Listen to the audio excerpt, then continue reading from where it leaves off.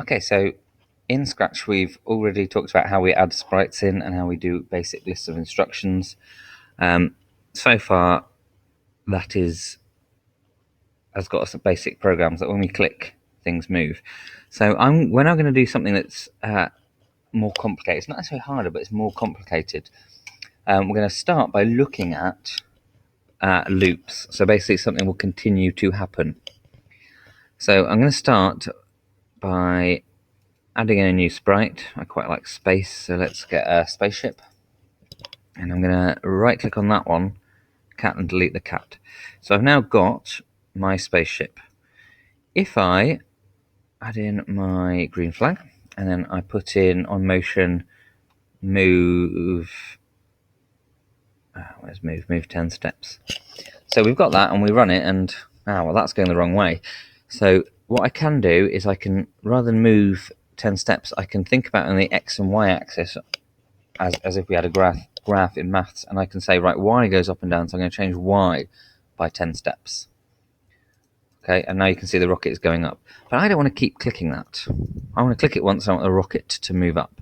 So if I go to Control, I've got this one that says forever. Okay, so keep doing it forever.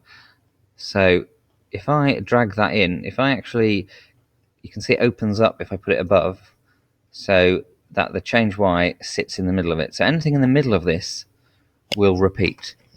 So when I run it,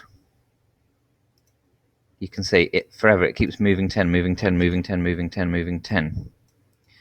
Okay, so I run it again. It's moving 10, moving 10. Anything that is in there, if we stop it, anything that's in there will repeat forever. Okay, so if I was to add in something like looks, and I'm going to change size by 10, when I run it, it would slowly get bigger as well. You can see that, can't you? When I run it, let's resize it by, if we use this button here, shrink, we can shrink it back down. Sometimes it can be a bit funny to do that. Keep clicking to shrink it back down. So we'll show that again. There we go.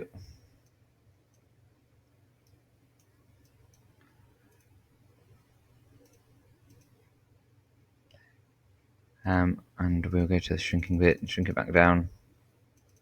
Unfortunately, you have to keep clicking to shrink it back down. So I'm going to shrink it back down, and I'll show you that one more time. That we run it, and it moves forward, and it gets bigger. Okay, it's doing all those forever. Okay, if now I shrink it back down,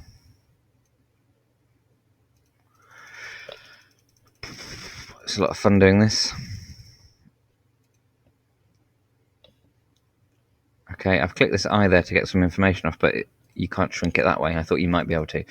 So let's shrink it back down. If whatever I choose, though, is outside of the loop, so if I go when click, change size by 10, and then do that forever, it will change size once, and then it will move. So it change size once, and then it moves up. You can see that. And if we kept doing that, okay, each time you can see it gets slightly bigger and then moves on. So whatever is outside of the loop will happen once. Whatever is inside of the loop will always happen. Okay, so that is kind of the next stage, is looping it. So looping commands so they keep going and going and going and going and going. Okay, you can change that, if we pull these off, to repeat however many times. So if I pull in repeat 10 and I say, right, I want it to turn 15 degrees, then when I run it, it will keep going until it's done it 10 times. Okay, so I can set the number. I could set the number to twice, 2 times, run it again, and it will do it just twice. Okay, so that's a different sort of repeat. It repeats however many times. The final type of repeat is repeat until. So repeat until something happens. So if I pull that in, so I could go repeat until, and then I need to find another block to stick into there. So we've got all of these blocks here. Some of these you can see are diamonds. Generally, it's under things like sensing. Okay, so I could say key space pressed. So let's pull that in. So repeat until the key space is pressed, and I can choose any other space I wanted. Started running, and then I'm going to put my rotation on, which was under motion. So let's put a rotation on. We'll run it now, and it will keep turning. It keeps turning. It keeps turning. I'm about to press the space bar, and it stops. Keep turning. Keep turning. Press the space bar. It stops. So that is how we do loops. So the things to remember is you have 3 types of loop. You have a repeat until, so that keeps going until something happens. You have a repeat however many times, so you say how many times you want the actions to happen, and you have forever, which keeps going forever.